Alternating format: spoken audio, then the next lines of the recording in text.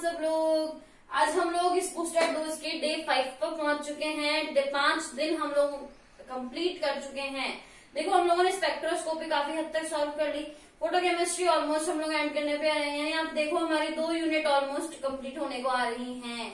तो अब जल्दी से चलते चलो मेरे साथ साथ में। डे 5 के अंदर जो है टॉपिक आज अपन स्टार्ट करने वाले हैं वह आपका उसी फोटोकेमिस्ट्री का फोटोसेंसिटाइज्ड रिएक्शन वाला जो पार्ट है वो आज अपन स्टार्ट करने वाले हैं। मैंने कल आपको वीडियो के अंदर जाते जाते लास्ट में तो वर्ड्स बोल करके अपनी वीडियो को छोड़ा था। वो क्या थे वर्ड्स आपके? एक तो मैंने वर्ड बोला था सेंसिटाइजर और दूसरा जो वर्ड हमने यूज किया था वो था आपका क्वेंचिंग वाला। ये 2 वर्ड्स पे हमने लास्ट कल अपनी बात खत्म करी थी कि क्वेंचिंग और सेंसिटाइजर क्या होते हैं।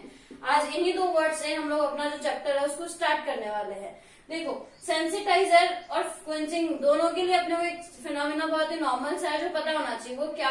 अपन लोग अभी तक क्या करते हैं, मॉलिक्यूल लिया, एक्साइटेशन देख करके प्रोडक्ट को बनाया। अब कल मैंने बोला था कि ऐसा ना हो अपने पास में तो फिर क्या क्या ऑप्शन हो सकते हैं वो आज अपने को सर्च करने थे।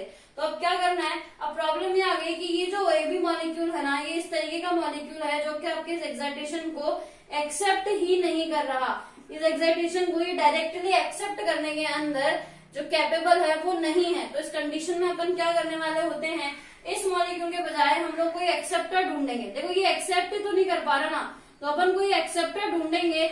ये जो एक्सेप्टर है ये सबसे पहले आपकी इस रेडिएशन को एब्जॉर्ब करेगा, इसको एक्सेप्ट करेगा, इसको एक्सेप्ट करके खुद एक्साइटेड स्टेट के अंदर जाएगा और खुद एक्साइटेड स्टेट में जाने के बाद में जब वापस आएगा नीचे अपने लोअर जो अपनी एक्साइटेड स्टेट है उसमें नीचे आते वक्त ये अपनी एनर्जी जो है वो इस मॉलिक्यूल को ट्रांसफर कर देगा, जिससे ये जो मॉलिक्यूल है वो आपका प्रोडक्ट फॉर्मेशन का काम कर लेगा। यानी सीधा सा फंडा यहाँ पर क्या होने वाला है कि 2 लोग हैं, सीधा सीधा उनसे काम हो नहीं रहा, किसी तीसरे की हेल्प की जरूरत है। होता है ना अपने घर में भी, कभी अपने को बात मनवानी हो पापा से, खुद जाकर के बात नहीं करते, जाएंगे मम्मी के पास, मम्मी जाएगी पापा के पास। बात आपकी है लेकिन वो घूम करके पहुंच रही है। सबसे पहले आपने अपनी बात जो है वो बताई मम्मी को, उसके बाद मम्मी ने वही बात आपके लिए कन्वे करी है पापा को, तब जाकर के आपकी वो बात जो है वो मानी गई है। तो सीधा सीधा हुआ क्या, ये मॉलिक्यूल जो है वो खुद नहीं ले पा रहा था एनर्जी, इसलिए इसने एक एक्सेप्टर को ढूंढा। वो एक्सेप्टर ने एनर्जी ली, एनर्जी लेकर के वो गया आपके मॉलिक्यूल के पास में, फिर उस मॉलिक्यूल को उसने एनर्जी दी, फिर वो मॉलिक्यूल गया और उसने फाइनली प्रोडक्ट बनाया। यानी घूम फिर करके जो काम होता है ना वही काम अपन इस फोटोसेंसिटाइज वाले पार्ट के अंदर करते हैं। अब क्या हो गया, ओवरऑल अगर अपन देखें तो अपने पास में इसकी डेफिनेशन देनी होगी, व्हाट आर दी सेंसिटाइजर। तो अपन क्या बोलेंगे, सेंसिटाइजर जो है वो इस तरीके के मॉलिक्यूल या इस तरीके के एटम्स होते हैं जो खुद अपने आप पहले इस एक्साइटेशन को एक्सेप्ट करते हैं, इसको एक्सेप्ट करके इसको ग्रहण करके वो आपके मॉलिक्यूल को एक्साइटेशन देते हैं। मॉलिक्यूल को एक्साइटेशन देने के बाद में उस मॉलिक्यूल से प्रोडक्ट का फॉर्मेशन अपना होता है।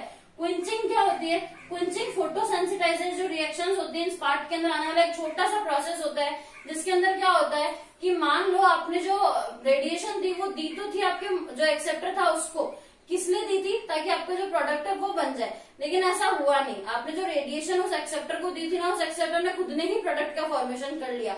उस कंडीशन में उस प्रोसेस को अपन क्विंचिंग बोल देते हैं। अब देखिए दोनों ही प्रोसेस देखने में ऐसा लग रहा है ना कि ये जो है आपका फोटोसेंसिटाइजर वो एज ए कैटलिस्ट वर्क कर रहा है, पर कैटलिस्ट के कंपैरिजन में इस फोटोसेंसिटाइजर का काम जो है वो बहुत अलग होता है।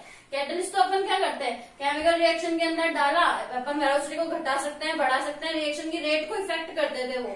तो कैटलिस्ट तो अपने रिएक्शन की रेट को इफेक्ट करने वाले थे, और जो सेंसिटाइजर है तो वो है जो रिएक्शन को स्टार्ट करेंगे। तो इन दोनों का बेसिक डिफरेंस ध्यान रखना, इनके बिना तो फोटोकेमिस्ट्री वाली रिएक्शन जो है वो हो ही नहीं सकती है। अगर आपने ऐसा मॉलिक्यूल लिया हुआ है कि जो डायरेक्टली रेडिएशन को एक्सेप्ट करने का काम कर ही नहीं रहा, तो उस कंडीशन में ये जो सेंसिटाइजर होंगे ना ये आपके उसको एक्सेप्ट करेंगे, उसके बाद रिएक्शन स्टार्ट होगी। तो इनके बिना तो रिएक्शन स्टार्ट ही नहीं हो सकती। और जो लास्ट के अंदर क्या करने वाला है, सेम कैटलिस्ट और इसके अंदर एक सिमिलरिटी ये है कि लास्ट में जब अपन कैटलिस्ट को रिएक्शन का खत्म हो जाता है, काम खत्म हो जाता है, उसके बाद एज इट इज उस फॉर्मेट के अंदर वापस निकालते हैं ना, सेम वही काम अपने को सेंसिटाइजर के अंदर करना है। यानी सेंसिटाइजर जो है वो केमिकली उस रिएक्शन के अंदर कभी भी एक्टिव फॉर्मेट के अंदर नहीं होते हैं।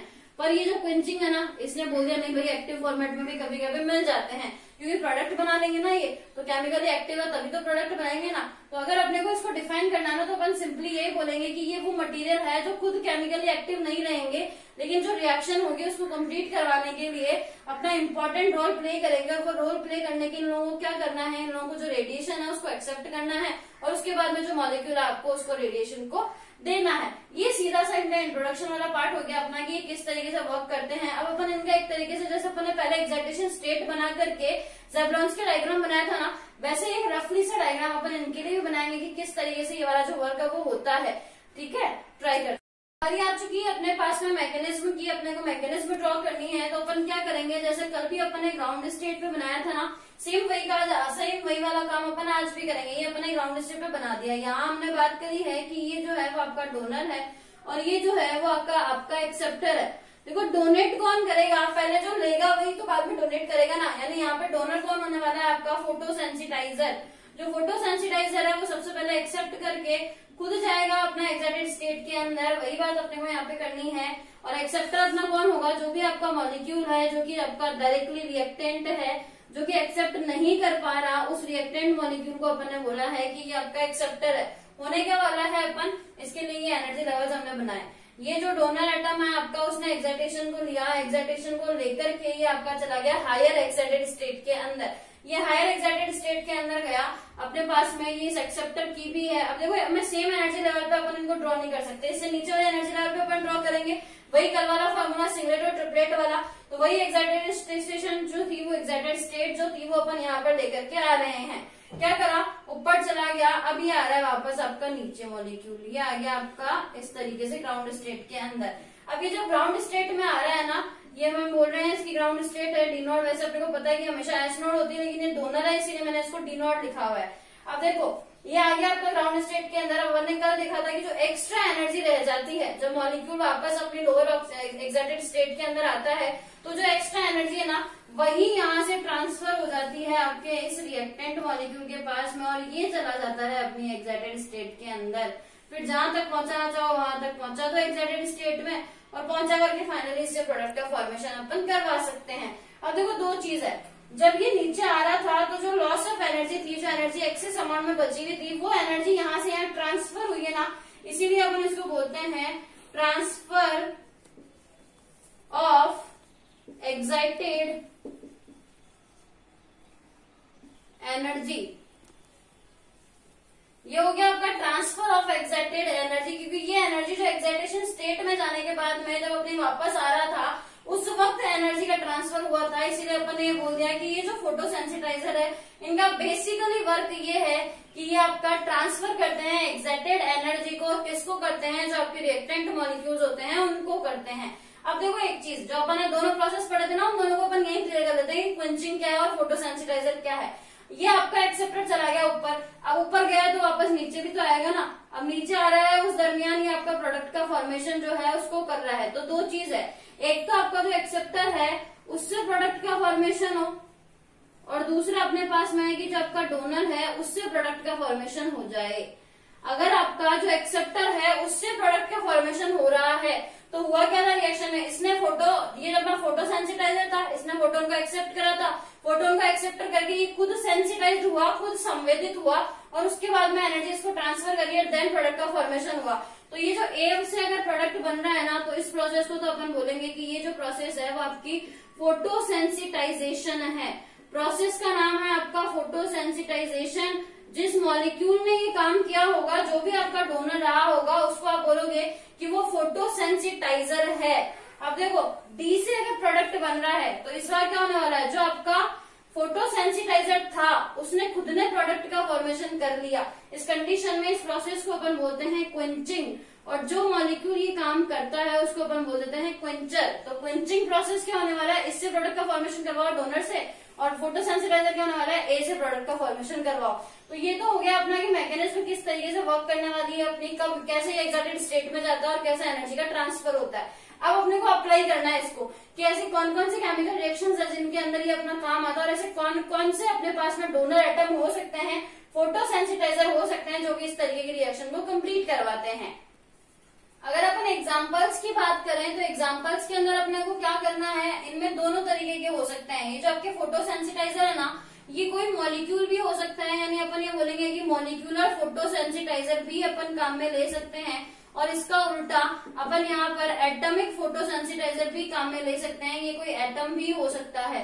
तो एटॉमिक फोटोसेंसिटाइजर या फिर मॉलिक्यूलर फोटोसेंसिटाइजर दोनों ही अपन यहाँ पर काम में ले सकते हैं।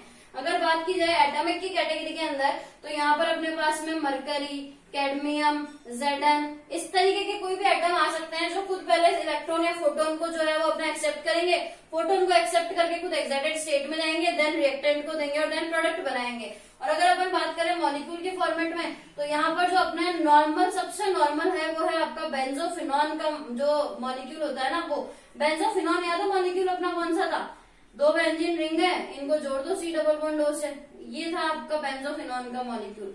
तो ये जो है वो आपका बेस्ट फोटोसेंसिटाइजर है जो अपन मॉलिक्यूल फॉर्मेट के अंदर काम में लेते हैं। इसके अलावा SO2 सल्फर डाइऑक्साइड भी आपका मॉलिक्यूलर फोटोसेंसिटाइजर की कैटेगरी के अंदर ही आता है। अब देखो, इनको अभी अपने को सिर्फ इतना पता चला कि ये करवाएंगे और इसका एप्लीकेशन क्या होगा वो अब अपने को चेक करना है। आप एक नॉर्मल सी रिएक्शन देखो ना जो अपने नेचर में ही हो रही है। नेचर के अंदर आपको पता है प्लांट्स है, नेचर में प्लांट्स, और प्लांट्स जो है वो खाना कैसे बनाएंगे, वो जिंदा कैसे रहेंगे। प्लांट जिंदा कैसे रहते हैं, उनके पास में ग्रीन लीव्स होती हैं, वो ग्रीन लीव्स क्या करती है, वहां पे क्लोरोफिल होता है, उस क्लोरोफिल के थ्रू खाना बनाते हैं। उनके अंदर उस रिएक्शन को अपन क्या बोलते हैं, फोटोसिंथेसिस रिएक्शन। अगर कोई भी प्लांट जो है वो इस फोटोसिंथेसिस वाली रिएक्शन को नहीं करेगा तो उसके पास में खाना नहीं आएगा। उनके अंदर जो स्टार्च है, फूड मटेरियल जो है उनका, वो अगर उनके पास नहीं बनेगा तो वो जिंदा नहीं रहेंगे। अब खुद सोचो, ये जो फोटोसिंथेसिस वाली रिएक्शन है, इसके नाम में लिखा है फोटो, यानी फोटोन के बिना सिंथेसिस नहीं हो सकता है उस स्टार्च का।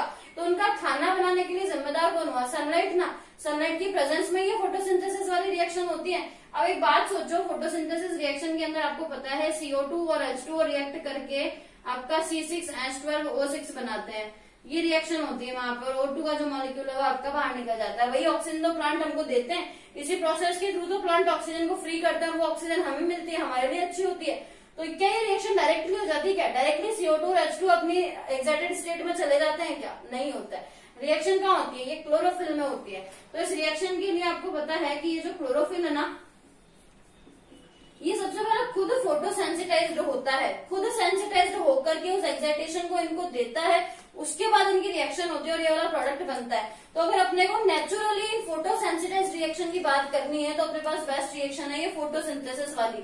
फोटोसिंथेसिस वाली रिएक्शन के अंदर ये जो क्लोरोफिल है वो सबसे पहले खुद एक्साइटेड स्टेट में जाएगा, जिसको अपन से स्टार्ट करके दिखाते हैं। तो ये खुद अपना जो एक्साइटेड स्टेट में गया, उसके बाद इसने ये एक्साइटेशन इनको ट्रांसफर करा और उससे फाइनली आपका जो प्रोडक्ट है वो बन करके आ जाता है। अब इंपॉर्टेंस अगर सोचे अपन इस फोटोसेंसिटाइजर की, तो देख लो खुद ही नजर आ रही है, जिंदा रह जाते कि तुम भी ऑक्सीजन के बिना नहीं रह पाते ना, तुम क्या, मैं भी नहीं रह पाती, भाई सब एक जैसे ही है अपन, है ना।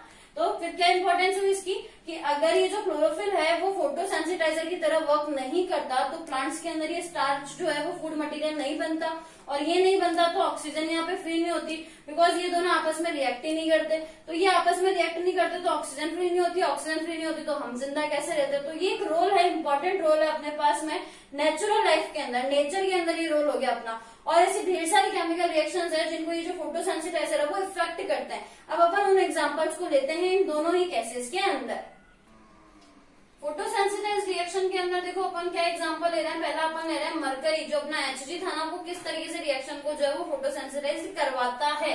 तो देखो क्या करना है अपने को, पहली जो रिएक्शन है वो ये है अपने कि आपके पास में मॉलिक्यूलर हाइड्रोजन है जिसको आप एटॉमिक हाइड्रोजन के अंदर कन्वर्ट करना चाहते हो, और उसके कन्वर्जन के लिए आपको मरकरी नीडेड है। तो यहाँ पे क्या होने वाला है, ये मरकरी जो है ये सबसे पहले आपकी इस एक्साइटेशन को एक्सेप्ट करेगा, खुद एक्साइटेड स्टेट में जाएगा। अब ये एक्साइटेड स्टेट में पहुंच चुका और ये आपका रिएक्टेंट है, तो ये एक्साइटेड स्टेट वाला मरकरी आपके रिएक्टेंट से रिएक्ट करेगा, अपनी एनर्जी को इसको दे देगा और खुद तो ग्राउंड स्टेट में आ जाएगा। और ये जो आपका हाइड्रोजन है, जो आपका रिएक्टेंट है, ये आपका चला जाएगा एक्साइटेड स्टेट के अंदर। अब ये एक्साइटेड स्टेट में चला गया, देन ये फाइनली आपका प्रोडक्ट जो है मॉलिक्यूलर हाइड्रोजन से एटॉमिक हाइड्रोजन यहाँ पर बन जाएगा। ये सीधी सी रिएक्शन है जो मरकरी एज ए फोटोसेंसिटाइजर यहाँ पर वर्क कर रहा है, बिकॉज पहले उसने आपके जो फोटोन है उसको एक्सेप्ट करने का काम किया। इसके अलावा अगर अपन देखें तो आपको हाइड्रोजन परऑक्साइड या वाटर का जो फॉर्मेशन है वो भी अपन H2 और O2 हाइड्रोजन और ऑक्सीजन गैस जो है इनकी रिएक्शन से सेम इसी फोटोसेंसिटाइजर मरकरी की हेल्प से कर सकते हैं। देखो रिएक्शन ये अपने पास में यहाँ पर लिखी हुई है। इस रिएक्शन के अंदर भी प्राइमरी प्रोसेस जो है वो यही होने वाला है। जो आपकी फोटोकेमिकल रिएक्शंस होती है ना, ये उसी फ्री रेडिकल मैनर के अंदर होती है। फ्री रेडिकल मैनर मतलब आपने पहले पढ़ा हुआ, इनके अंदर बहुत सारे स्टेप होते हैं, प्राइमरी, सेकेंडरी, टर्शियरी, ढेर सारे प्रोसेस यहाँ पर अपने होते हैं। नॉर्मल जो फ्री रेडिकल मैकेनिज्म होती है ना, आप उसको यहाँ पर अप्लाई कर सकते हो। तो वही वाला एप्लीकेशन से आपकी ये वाली रिएक्शन भी कंप्लीट हो जाती है। फ्री रेडिकल मैकेनिज्म में तो अपन क्या करते हैं, रेडिकल्स बनाते हैं, ऑर्गेनिक मॉलिक्यूल्स होते हैं। यहाँ पर अपन ऑर्गेनिक मॉलिक्यूल्स को नहीं ले रहे हैं अभी अपन नॉर्मली फोटोसेंसिटाइजर की बात कर रहे हैं। इसके अलावा अपन इससे क्या क्या कर सकते हैं, अमोनोलाइसिस, अमोनिया का विघटन अपन यहाँ पर कर सकते हैं। उसके अलावा क्या कर सकते हैं अपन, फॉर्मल्डिहाइड का फॉर्मेशन, इंपॉर्टेंट रिएक्शन है जो भी आप मरकरी के थ्रू करवा सकते हो। तो फॉर्मल्डिहाइड, अमोनिया, फॉस्फेन, ऑक्सीजन, इन ढेर सारी गैसेस के डिसोसिएशन के अंदर मरकरी एज ए फोटोसेंसिटाइजर काम में आता है। अपने जो एग्जाम में यहाँ से क्वेश्चन आता है ना, वो सिर्फ इतना आता है कि फोटोसेंसिटाइजर क्या होते हैं उनको एक्सप्लेन करो और केवल एक एग्जांपल देना होता है। तो एक एग्जांपल आप मेरे लिए तो आई थिंक बेस्ट एग्जांपल है वो क्लोरोफिल वाला, जो यूजुअली सबको याद रहता है, चाहे वो बायो का हो चाहे वो मैथ्स का हो। तो वो और उसके अलावा अगर आप इनमें से कोई एग्जांपल ऐड करना चाहो तो इनमें से भी कर सकते हो। मरकरी के अलावा क्लोरीन और आपके ढेर सारे इस तरीके के फोटोसेंसिटाइजर जो वर्क कर सकते हैं, तो उनकी भी केमिकल रिएक्शंस को अपन यहाँ पर एक बार चेक कर लेते हैं। फाइनली अब अपन आ चुके हैं ब्रोमीन के पास में। ब्रोमीन क्या करेगा, देखो इस एसिड को देखना है, ये है आपका सिस और ट्रांस अपने पड़े हुए फ्यूमेरिक एसिड और मैलेइक एसिड।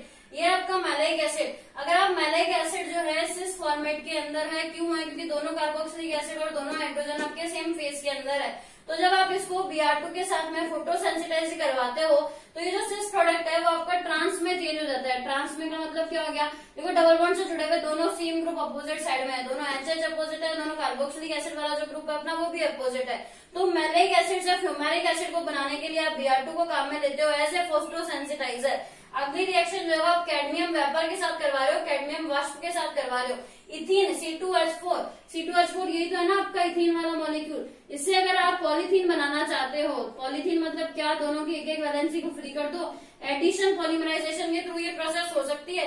तो इसको बनाने के लिए आप कैडमियम वेपर को काम में ले सकते हो, जिससे आपका फाइनली इथीन जो है वो पॉलीथीन पॉलीमर के अंदर कन्वर्ट हो जाता है। अगला जो एग्जांपल है अपन वो ले रहे हैं क्लोरीन का। क्लोरीन जो है वो फोटोसेंसिटाइजर करवाता है रिएक्शन को, ओजोन को कन्वर्ट कर रहा है ये आपके O2 के अंदर। ओजोन का O2 के अंदर डिप्लीटेशन जो है वो भी इसी का एग्जांपल है, फोटोसेंसिटाइज रिएक्शन है जो कि नेचुरली अकर हो रही है। ओजोन अपने को पता है अपने अर्थ के चारों ओर लेयर बना के बैठा है। क्लोरीन अपन ढेर सारी यहाँ पे आजकल रिड्यूस कर रहे हैं, जो अपना CFC है वहां से भी वो फ्री हो रही है। उसके अलावा क्या होता है आपका फोटोसेंसिटाइजर, सन तो आपको मिल रहा है, रेडिएशन तो डायरेक्टली मिल रही है अपने को, तो उस रेडिएशन के थ्रू भी आपका O3 जो है ओजोन जो है वो O2 ऑक्सीजन के अंदर कन्वर्ट हो रहा है। तो ये अपने एग्जाम्पल हो गए हैं फोटोसेंसिटाइजर रिएक्शन के। मैकेनिज्म अपन ने देख ली, एग्जाम्पल अपन ने देख ली, डेफिनेशन अपने को समझ आ चुकी। सवाल बस इतना ही आता है अपना एग्जाम के पॉइंट ऑफ व्यू से, ज्यादा इंपॉर्टेंट टॉपिक नहीं है, बट अपने को डेफिनेशन इसके बारे में पता होनी चाहिए विद एग्जाम्पल। तो ये वाला टॉपिक अब अपना यहाँ पर हो जाता है खत्म। अब लास्ट टॉपिक जो अपने इस चैप्टर का बचा है वो आपका क्वांटम हीट। वहां से फिर अपने पास क्वेश्चन आता है। इंपॉर्टेंट जो टॉपिक थे वो एक तो ज़ेब्रोंस्की डायग्राम वाला और दूसरा आपका ये क्वांटम यील्ड वाला। यहाँ से तो क्वेश्चन 110% आते ही आते हैं। बाकी जो बच गए अपने 5 टॉपिक, उन 5 टॉपिक में से कभी कोई इस तरीके से आ जाता है, तो वो भी इम्पोर्टेंट है। पर मोस्ट इम्पोर्टेंट अपने ये 2 टॉपिक है, जो क्वांटम यील्ड वाला टॉपिक है वो अपन नेक्स्ट वीडियो लेक्चर के अंदर डिस्कस करेंगे। तब तक के लिए कीप स्टडी।